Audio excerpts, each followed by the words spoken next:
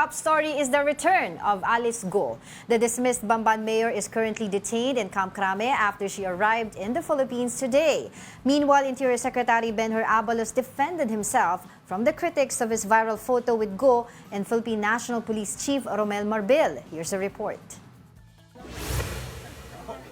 After months of evading the authorities, Alice Guo is finally brought back to the Philippines. The dismissed Bamban Tarlac mayor was handcuffed and clad in orange prison uniform when she was presented to the media in Pasay City. Guo arrived in the country via chartered flight with Interior Secretary Benhur Abalos and Philippine National Police Chief Romel Marbil at around 1 in the morning today. Abalos said they had to book a private flight for Guo to meet the Indonesian authorities' deadline in fetching her.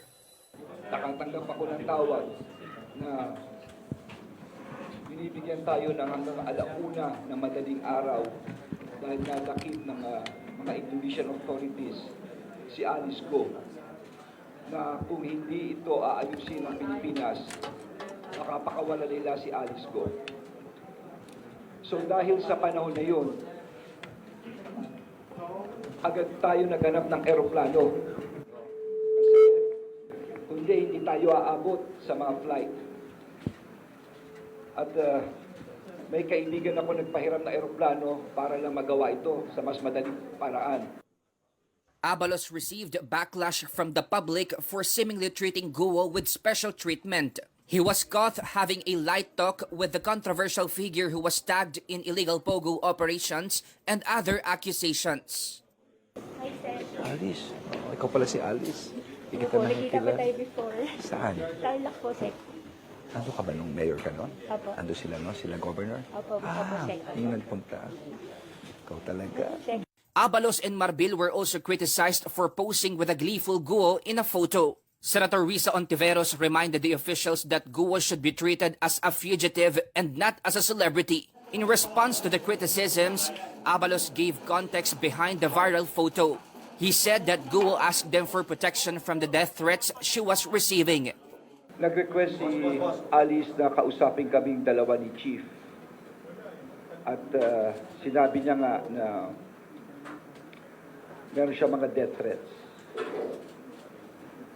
At inassure ko siya, kami ni Chief, na yung death threats, huwag niya alalahanin, importante, sabihin niya lahat ng totoo. Lahat, huwag siya matakot, maski sino pang malalaking tao ito. At siya ibabantayan ng kapulisyahan. Guo confirmed Abalos' explanation. Kino-confirm ko po ang lahat po ng sinabi po ni Secretary na meron po akong death threats po at humingi po ako ng tulong po sa kanila at masaya din po ako na nakita ko po sila. I feel safe po. Maraming salamat po. Guo refrained from giving more information about her escape since she was not with her legal counsel at that time.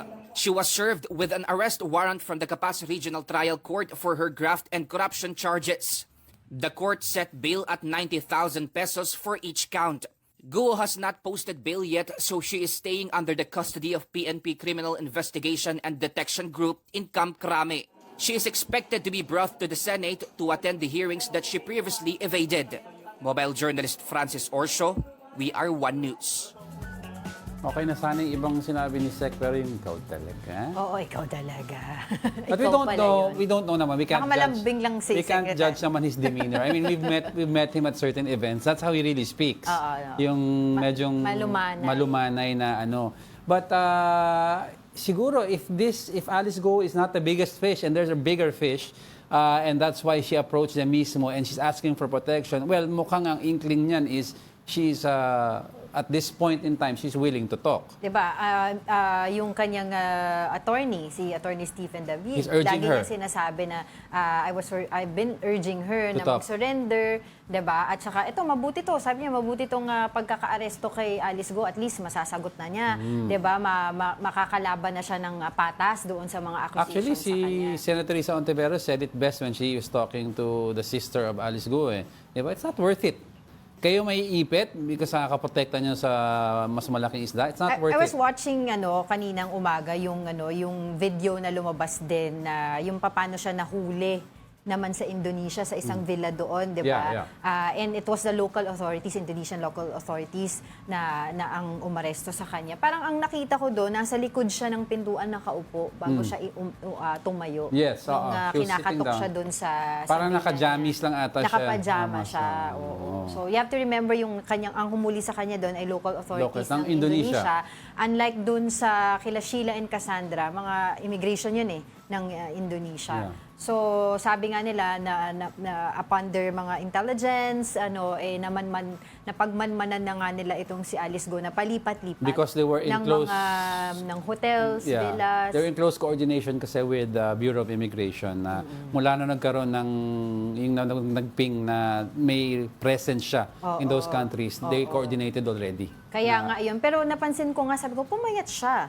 Pero, di ba, Well, I nagpakulay don't know, siya ha? ng buhok. Pumayat siya, umiksi ang buhok niya, nagpakulay ng buhok. Tapos ang daming commentary, hindi lang po kami nakapansin, ay pati yung mga ibang radio announcers. Possibly parang may nag-iba sa mata ni... Parang lumaki yung mata niya. Parang lumaki yung mata niya. So, we don't know kung nag-minor procedure or what. Basta, tapos nag-diet si ate Hindi, alam mo, feeling mo kung ganun ka din sa sitwasyon mo, baka Stress. mamayat ka din di ba? Pero yun nga, patawa-tawa pa siya, kaya ang daming nagagalit. Di ba? Ay. Kasi this is someone who evaded nga yung, ang tawag dito, yung contempt ng Senate para umaten nga siya ng, ng hearing.